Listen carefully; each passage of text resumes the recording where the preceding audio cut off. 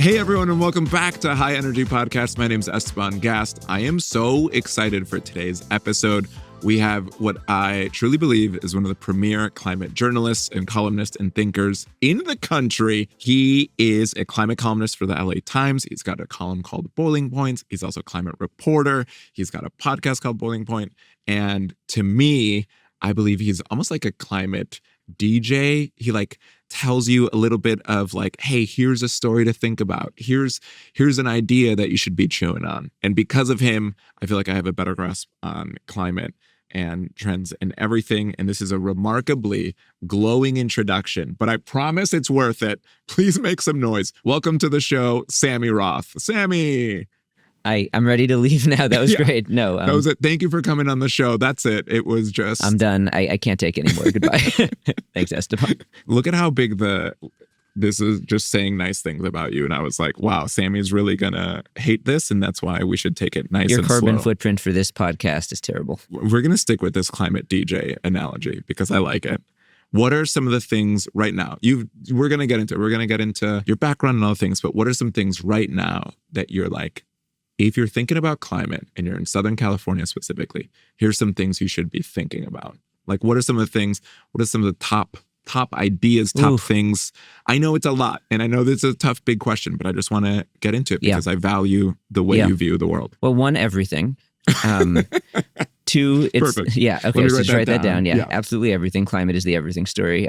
No, it's summer, right? So heat. Right now we're about to launch into a heat wave here. Summers are getting hotter. The last 10 years have been the 10 hottest years on record globally, and we have been feeling that in Los Angeles. We're entering the hottest part of the year. We're entering extreme wildfire danger season. So wildfires for sure. We just had 2 really devastating fires at the beginning of the year. Palisades Fire and the Eaton Fire, 30 people died, thousands of homes destroyed, and those are events that are getting more likely and more devastating with climate change. So heat and fire for sure. Drought goes right along with those things, drying out the landscape, making it more prone for fire, imperiling our water sources, the Colorado River, the rivers in Northern California that we import a lot of water from. The flip side of drought and heat is storms. So when it's not dry, when it's not time to use as little water as possible, the water that we do get increasingly comes in huge, incredible atmospheric river-type torrents. So, you might remember those Montecito mudslides. That might be something that people in Southern California remember after wildfires denude the landscape and burn off all the vegetation. Frequently, then the rains come and wash off all of the dead vegetation and kill people as well. So think about all those things. Everyone should be thinking about, I know I'm not done yet, I'm sorry. Yeah, no, go ahead. Everyone should be thinking about the big bill that just passed Congress. Again, don't know when this podcast airs, but just last week as we record this, Congress passed and President Trump signed the quote-unquote one big beautiful bill, which totally undermines so much of what was in President Biden's climate law, the Inflation Reduction Act, phasing out very quickly tax credits for solar and wind power, for rooftop solar, for electric vehicles, for energy efficiency improvements for your home. That makes California's climate goals a lot harder to meet. We've got a goal of 100% clean electricity by 2045 with incremental targets until then. We're supposed to stop selling most new all-gasoline vehicles by 2035. Makes all of that harder to do. So lots for folks to think about here. Ask me some other questions that give me more positive things to say, please. But that's where we begin. Yeah. I now am maybe I should have asked that question later. Yeah, sorry, everyone stopped listening already. We've lost 2/3 of the audience already. I don't know if they stopped listening as much as they're maybe crying. These are things that people in Southern California are thinking about, right? Not talking about them feels almost unfair. Almost feels like we're not, children who need to be shielded from some of the realities that's happening. So talking about them is, what would you say to someone who is like, oh my gosh, Sammy, that list is very long and I don't even know where to begin. I don't even know what to do outside of is it gain more awareness? Is it choose one thing and go deep on it? Is it just is a lot of this politics? Should I put time in political systems? What would you advise for someone to react in the way that they great, these are some of the issues that are unique in Southern California and not so unique around the world? Yeah, well, paying more attention and choosing one thing or a couple of things, those are both pretty good ideas. I mean, I think with other pressing challenges which feel existential in nature, like the decline of democracy or immigration enforcement and deportations or, general, the cost of living in California, for instance, things that people take political action on or protest or talk about or read about or post on social media about or that they use to inform their votes. Most people don't, try to solve those all at once. They'll pick a protest to go to, or they'll, read a couple of articles and go talk to their friends, or they'll post something on social media. They'll take it piecemeal, right? I think the same thing is true with climate. I think it's easy to get stuck in this mentality of climate of, oh, we're totally screwed, therefore I can't even begin to, let myself get attached to this because it's impossible and therefore I'm just going to avoid it entirely. Climate change isn't a game that we win or lose. It's incremental in nature. Things are getting worse. Things are probably going to keep getting worse, but we can make them better bit by bit. And I think it's easy to lose track of that. Again, same with any of those other issues with which we concern ourselves. Nobody who sees what's going on in LA right now with immigration enforcement and with ICE thinks that by calling a senator or going to a protest or posting on social media or, getting into a debate with someone who feels differently, that they can suddenly stop it all from happening. Everyone is trying to, contribute to incremental change. And I think it's important to have that same attitude with climate change. You might hear someone say, oh God, the ocean circulation is now reversing. That means we're all doomed. There might be big tipping points out there that really lead things to start to collapse in big ways. It's hard to know where those are. We don't really know if and when we're going to reach them. As far as we know right now, it's a question of, are we going to have 2 degrees of warming or 2.1 or 2.2 or 1.8 or 2.5? There's a big difference between those, and we can all make a difference on that. That's a really beautiful thought that maybe people in climate, I don't know how often they attach it to other social justice or civil rights or whatever you want to call it, like movements. I feel like in my life, I've been inspired in being in climate by the United Farm Workers movement. I just read this book on civil rights and this guy, Jim Lawson, who led these series of workshops that inspired some of the people like John Lewis. And and I'm like, oh, this is relevant because climate is so big, maybe that you go oh my gosh, the grid that we were talking about or EVs or all these things. I don't know how often people attach that to other rights, human rights or social justice movements. That's a really fun thought of being no one was great. The farm workers were able to unionize. Now we did it. All people are no longer oppressed. Yeah. And it's totally the same with climate. I think that's exactly the right way to think about it. Yeah. I want to parse back a little bit your career. You started at smaller newspapers. Did you always want to report on climate? Were you always reporting on climate? I mean, as long as I've been a professional journalist, yeah. I came out of college. I had been, editor of my college paper. I studied sustainable development, and I was sort of hoping to put 2 and 2 together. I got lucky. I got a job covering energy at the Desert Sun, the newspaper in Palm Springs, a couple hours out of Los Angeles, and just kind of never looked back. Energy reporting morphed more broadly into climate and public lands and sustainability, and then came over to the LA Times. And then 11 years went by, and and the Desert Sun was a good place to start because, and this talk about optimism, the Palm Springs area, if you've driven out there from Los Angeles and gone, east on I-10, you've driven through all those wind turbines for folks who have seen that. That was one of the birthplaces of the large-scale wind industry in the United States. It's one of the windiest spots in the country when you go through that mountain pass. So that's where some of the first big wind farms were built. And then on the other side of Palm Springs, out in the desert, further east on I-10, the first big solar farms in the country, some of the first really big ones, were getting built right when I started there in 2014 with money from the stimulus bill that President Obama signed coming out of the recession in 2009. So I was kind of right there on the ground floor of the large-scale solar industry. That was helping costs to come down for solar. And then on the other side of me, I had the wind turbines. And then just an hour or two to the southeast of Palm Springs were geothermal plants, the birthplace of the U.S. geothermal industry. That's 24/7 renewable energy, tapping heat from underground. It just so happened that one of the hottest geothermal hotspots in the U.S. for decades had been right down there in the Imperial Valley. So it's okay, the 3 biggest sources of renewable energy in the country, depending on whether you count hydropower, which is a rabbit hole we don't have to go down, or nuclear, I guess. But, 3 of them were right there, within an hour and a half vicinity of me. It's okay, I'm learning everything I need to know to cover the growth of renewable energy in the U.S. So it was a good start. That's amazing. Yeah. Yeah. The chances of you being right in that epicenter. Yeah, it was total luck. I really didn't know what I was getting myself into. Did you feel when you got into being a climate journalist or telling stories about the climate, did you feel like there were stories that weren't being told? Like, did you have stories that you're like, I can't wait to have a platform to tell these type of stories?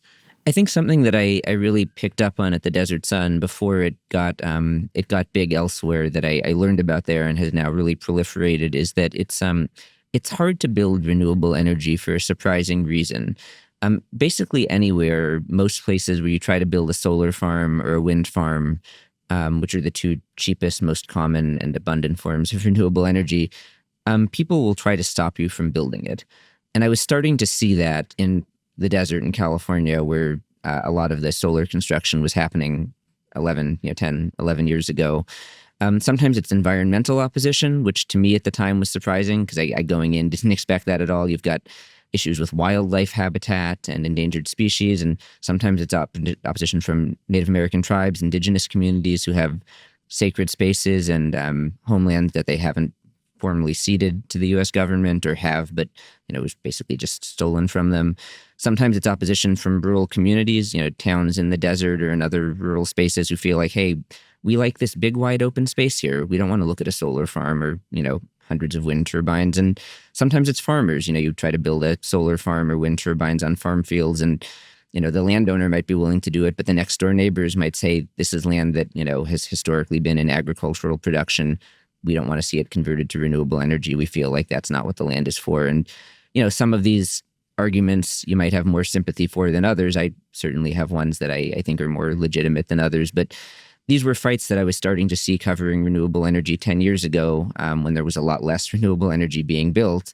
And I was kind of just, at the ground floor telling these stories. And now that renewable energy has gotten so big, we'll see what happens when provisions of Trump's bill start to take effect. It's interesting because I feel like a lot of those the opposition groups would in theory like renewable energy. That's what's almost you would think so complicated about it, that you're like, everyone kind of agrees that something like solar is good. We don't have to go get oil from us. We don't have to do all these different things. But the nuances of the messiness of being human spills into that. It does. And you think, it's a job creator, it's a tax revenue creator, but then it's like, okay, with the environmental opposition, it's what kind of renewable energy do we want? Oh, it shouldn't all be big. It should just be rooftop solar, which we should have as much rooftop solar as possible. There's not enough roofs, and our economic system is not built to support that happening fast enough, unfortunately. With farming communities, you would think, there's farming communities that don't have enough water to support the continued demands for irrigation, especially in places like California or the West, but it's just become such a cultural issue. We're a farming town. We're not a solar town. We're a farming town. So that is a political battle that's playing out in county governments and state legislatures all over the place. And, the Native American cultural issues, those are a really, really tough one. And that's one where, if a tribe doesn't want something there, or certain members of a tribe don't want something there, what do you say to that? I don't know what to say to that. It's not my homeland.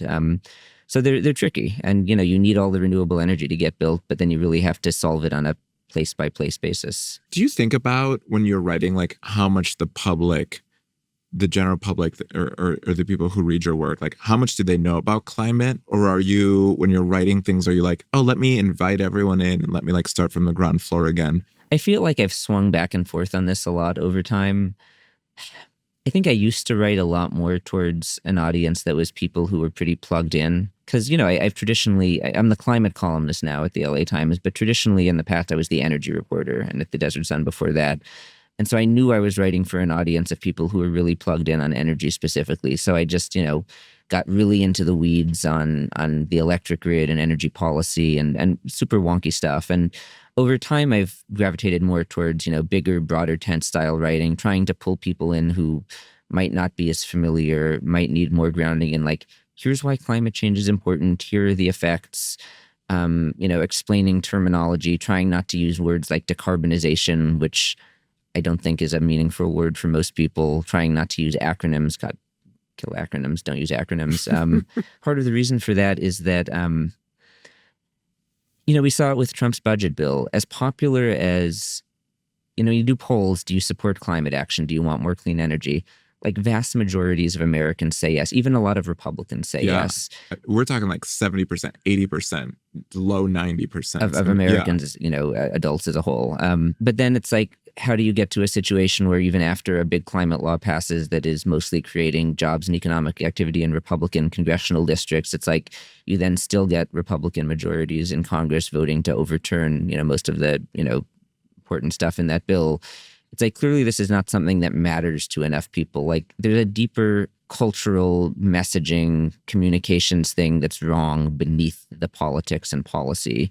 So the more that has kind of become clear, to me at least, and I think to a lot of people who work in this space, the more I found myself gravitating away from writing, deep on specifics about policy and politics. Not that that isn't important, because it's super important, because we're, time is short and we need to, keep working hard to avoid emissions. But, there's clearly a need to communicate more strongly across, a vast array of media, journalism, podcasts, YouTube, film and television, etc. Like, why does this matter?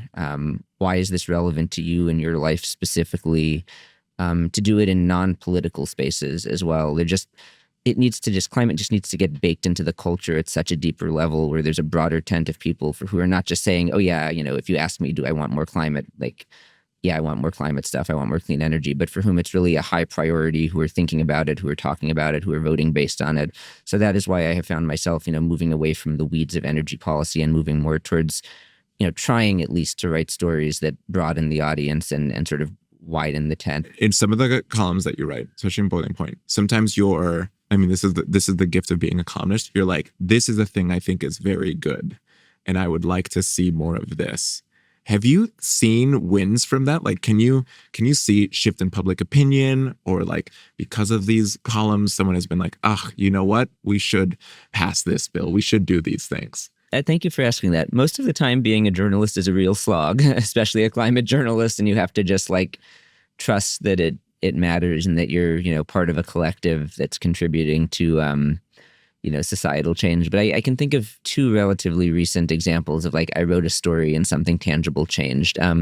One was a really recent one, and I can't just like claim sole credit for this, but in her recent budget proposal for the city of LA, Mayor Karen Bass, LA is facing a big budget deficit, and Mayor Bass proposed as one of her many ways to help reduce that deficit, closing the city's climate emergency mobilization office. By the way, city of LA, downtown Los Angeles behind us.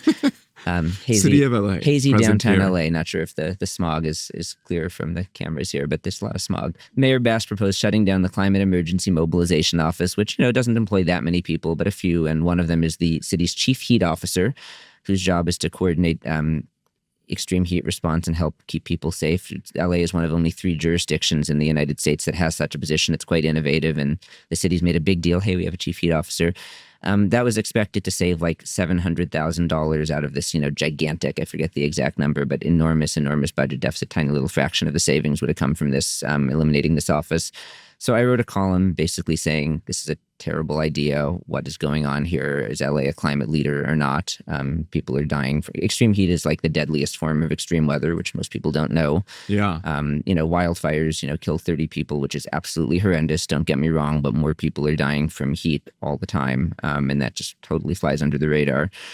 So I wrote this column, and lo and behold, the budget got changed before it passed council and got signed by the mayor, and that office was saved. I think it got shifted to another department for efficiency's sake, but the people didn't get fired. The chief heat officer still exists. And I was told that my article, contributed to that by drawing attention to it and raising up public furor over it. So I felt good about that. Yeah, that's great. The thing that you've brought to my attention that you're also putting forward is Dodgers, the 76 sign. I've been writing quite a bit about that. Yeah. I'm like, he's chipping away at something. I mean, I don't know if it's going to work or not, but yeah, for those unfamiliar, which is probably a lot of people, the Dodgers, who are a wonderful baseball team that I cheer for very hard, was there for Clayton Kershaw's 3,000th strikeout the other day, which was amazing. Their most prominent advertiser at the stadium, going all the way back to when the ballpark opened in 1962, is 76 Gasoline, which is now owned by Phillips 66, big oil company.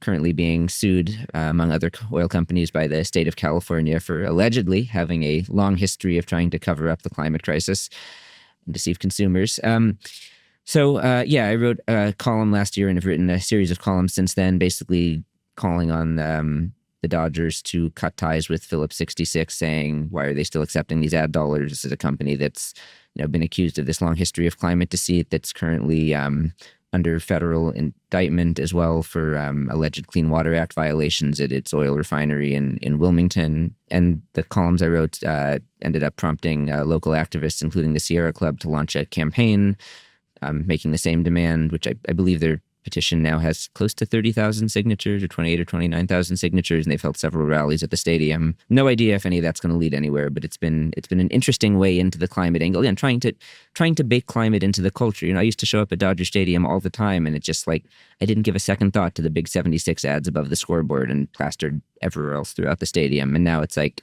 all the time I go there and just think, this is greenwashing. This is the oil industry. This is big oil, using the Dodgers, and the Dodgers happily taking their money. And I think that's the kind of, I've used the phrase climate-colored goggles in my stories a couple of times. It's like, that's how you got to see the world, through climate-colored goggles. Otherwise, stuff won't change. Wow, I love it. Yeah, I should trademark that or something. Yeah, you should, because I'm about to use it a lot. Okay. And I'll give you like 15 cents when we're done. Excellent. This is a very regionally specific podcast, intentionally. What do you think someone living in Southern California has realized about climate than maybe people living elsewhere in the U.S.? Like, what is unique to living in Southern California in terms of just the being aware or involved in some sort of, greener future? Well, I mean, since we already talked about all of the horrible climate consequences here, we don't want to go back to that. I think that in California, I mean, you have such an opportunity, and in Southern California as well, you have such an opportunity to, impact state, national, even global responses to climate change, because California has historically and continues to be such a leader.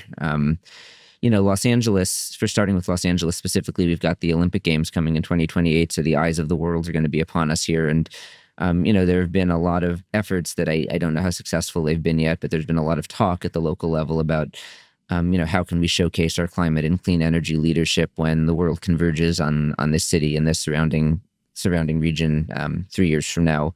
So I would say, look into, what you can do there. There's public transit has been a big one. At a state level, California has talked, not just talked, California has put in place some of those goals. I mentioned 100% clean electricity by 2045, this ban on the sale of most new gas-only vehicles by 2035.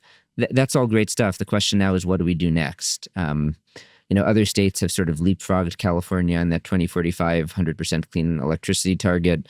I think there's a question of, does California want to speed up there? That's not something that's really being talked about in Sacramento, but I think it should be getting talked about.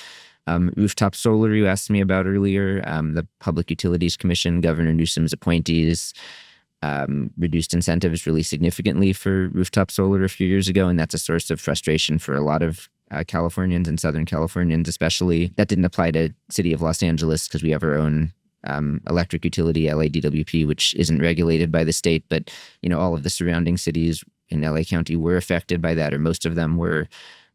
So if folks are interested in trying to get more rooftop solar support, that's something you can talk to your representatives about and try to figure out what can California do next. The moral of the story is we're in a little bit of a doldrums in California right now. And folks pay attention to what happens in California. So, if you want to see more clean energy progress, more climate progress, there's a lot you can do in California to pay attention to what's happening politically and, try to keep making California a trendsetter for other places and make sure that we don't just kind of rest on our laurels. Yeah, that's great. Sammy, I'm curious. You and I both care a lot about climate, but you actually being a climate columnist, reporter in it, how has that impacted your view of the issue, of yourself, of the world around you, that maybe someone who isn't a climate journalist might not have that, that unique point of view? Well, that's interesting. People ask me all the time, well, how do you deal with this? Isn't it depressing? You're actively writing about it and consuming so much news about it. How do you put up with that day in, day out?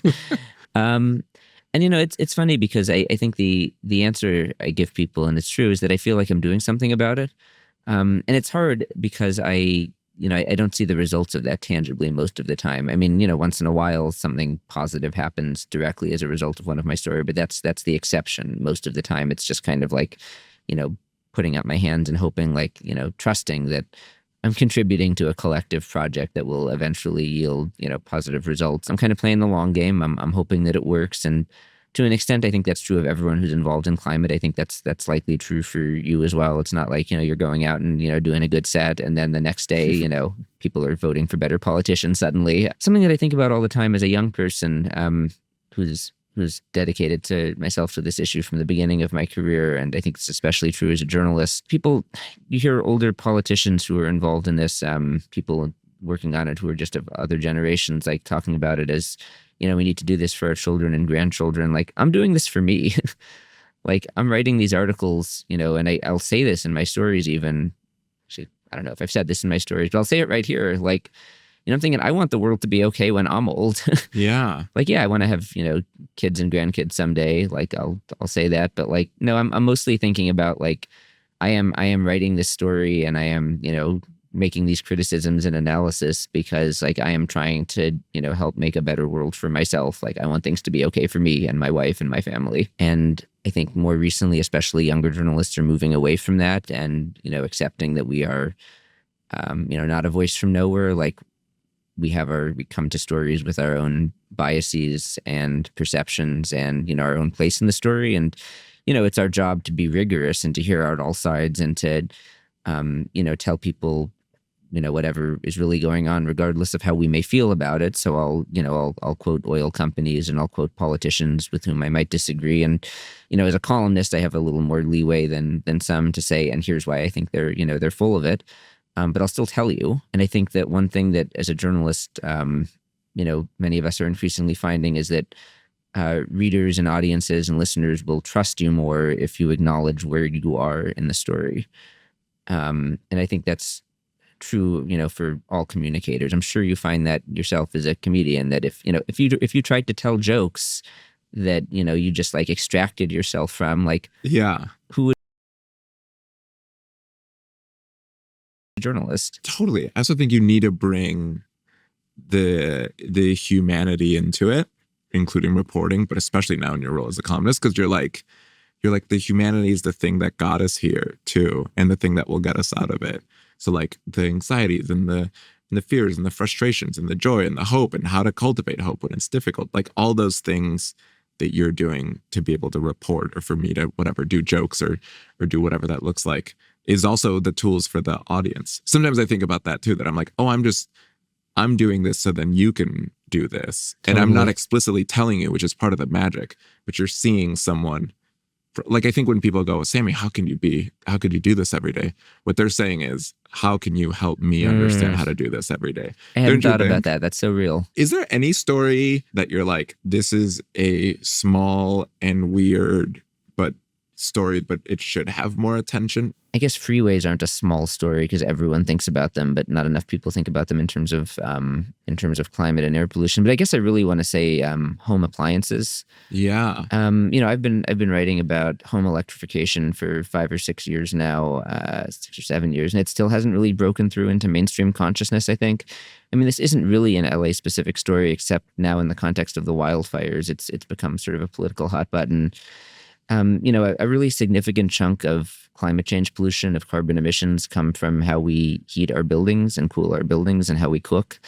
Gas heaters, gas water heaters, gas stoves, to the extent that we can be replacing those in new build construction, but because there's not a ton of new housing construction, unfortunately, happening in California, when our appliances break down, with electric heat pumps, which can do both heating and cooling, so that when your air conditioner also breaks down, you don't need a new air conditioner.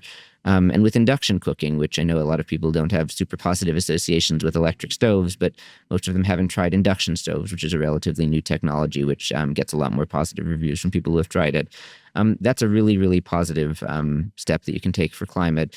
And the political thing that has been really kind of frustrating for me, and that I've been trying to write about, is that in the aftermath of the wildfires this year, there have been several efforts at the state level and at the local political level to make it as easy as possible for, despite existing requirements that would have been on the books to make it as easy as possible for people to not have to rebuild their homes all electric and to let them rebuild, with gas appliances or with combined gas electric, because everyone has electric as well in their houses, based on the claim that this will make things, faster and cheaper, even though there's a pretty good amount of evidence that no, why would this make it faster? Because this means you have you need to, with gas and electric, you need to run both gas lines and electric lines. Whereas if you're all electric, you just need to run electric lines. And, is it cheaper? Well, gas appliances are still typically a bit less expensive upfront than electric appliances. But because electric appliances are so much more efficient than gas appliances, you're going to save a lot of money over time with the electric appliances. And it's also questionable whether it's really that much more expensive upfront.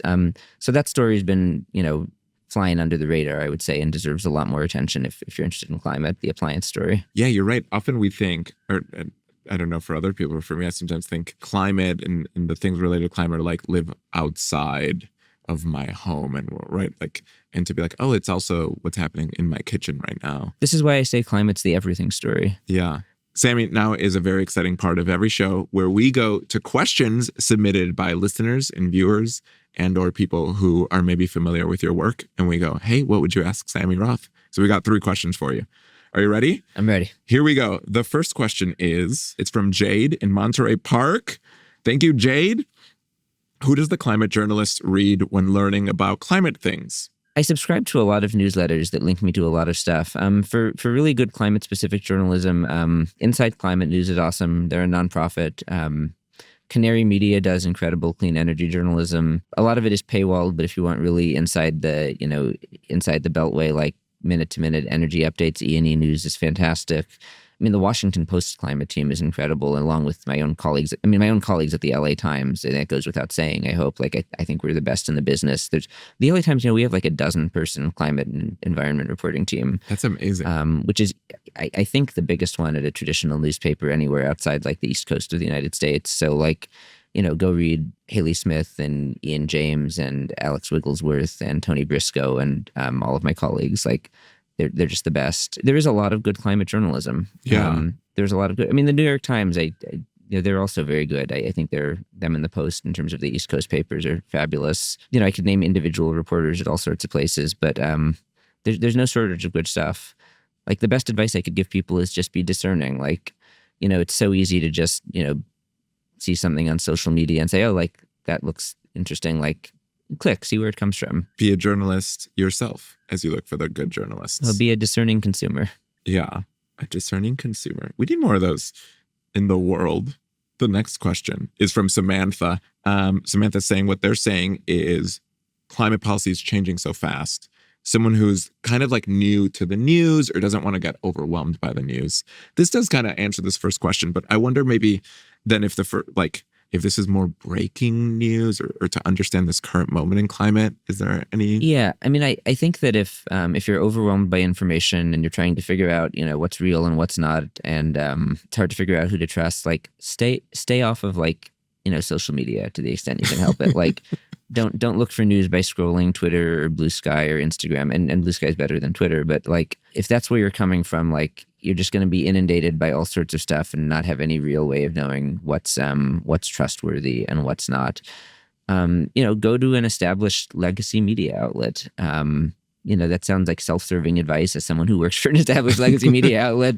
But it's there's a reason why that's how journalism has traditionally worked. And, there are fewer of us than there used to be and fewer of us than there should be. But you get what you pay for. If you're expecting to just be served up, free high quality information in a nice, orderly, neat fashion, it's you're not gonna get that. That's about the only way to do it. And you'll probably have to pay for it. Yeah, that's great. That's good advice. I know they've got editorial standards and processes for a reason. And you'll have to read, it's just, our attention spans are so short and we're used to just being able to flip through a couple things with our finger and it's oh, that's what I need to know. That's what I need to know. And it's just, if you want to be well informed about climate, it's just not quite that easy. Yeah.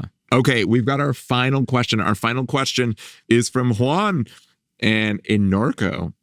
And they ask, what is the single most influential piece of climate writing you've ever read? I mean, I tell this story, but it's like my dad made me watch, which I'm now very thankful for, but made me watch An Inconvenient Truth when it came out. And I was like in middle school. And I was like, oh, now this makes sense. But I also remember reading Bill McKibben with my dad when I was in middle school. A lot of my dad forced me. There was actually, I read a lot of climate books, but there was actually an article that helped organize my climate thinking quite a bit. This was relatively early on in my career. This must have been 2015 or 16 that David Roberts wrote. You know David Roberts? Of course. Yeah, he's great. Volts. Yeah, that's his newsletter / podcast now, but he was at Vox previously and Grist before that. He wrote this while at Grist. And the title is slipping my mind, but it was basically he was putting forward the idea that everyone has a climate thing. And I think he wrote it in response to a New Yorker piece that Jonathan Franzen wrote about wind energy. And Jonathan Franzen's piece, the author, was sort of an attack on wind energy and wind turbines being bad for birds.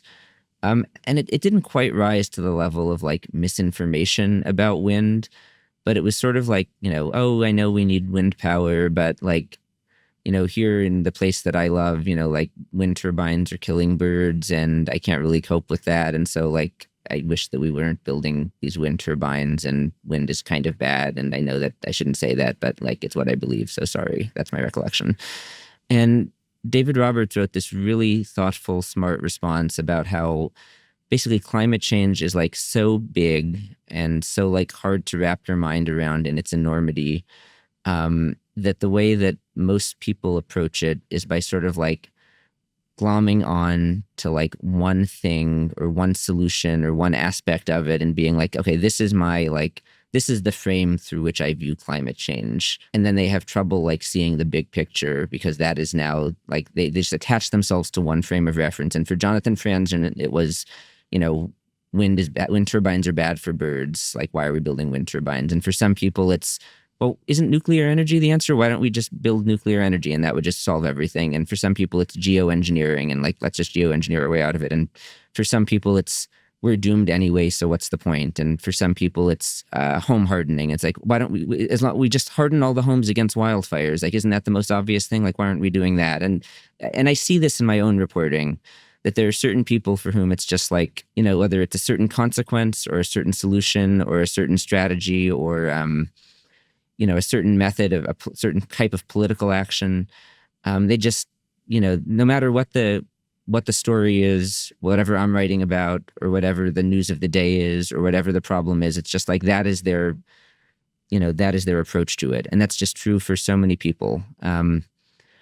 And I think that really is, as David Roberts said, a response to just like, this is like too overwhelming to like try to take it in all at once. So I'm just going to approach it through this sort of narrow slot that I'm looking through. He was arguing that this is problematic because we need to be able to take in the enormity of it or we're never going to get anywhere. But he was also, trying to make the case of like, okay, but how do we utilize that? Like if people are naturally going to do this, how do we build something out of that? And it was interesting. And I think about it all the time still. Yeah. Because you hope that you're able to take that step back and see the bigger picture. Yeah, I mean, this is what I was talking about with climate-colored goggles before. How do we get from that place to where we all have the climate-colored goggles on and are doing it together? Yeah.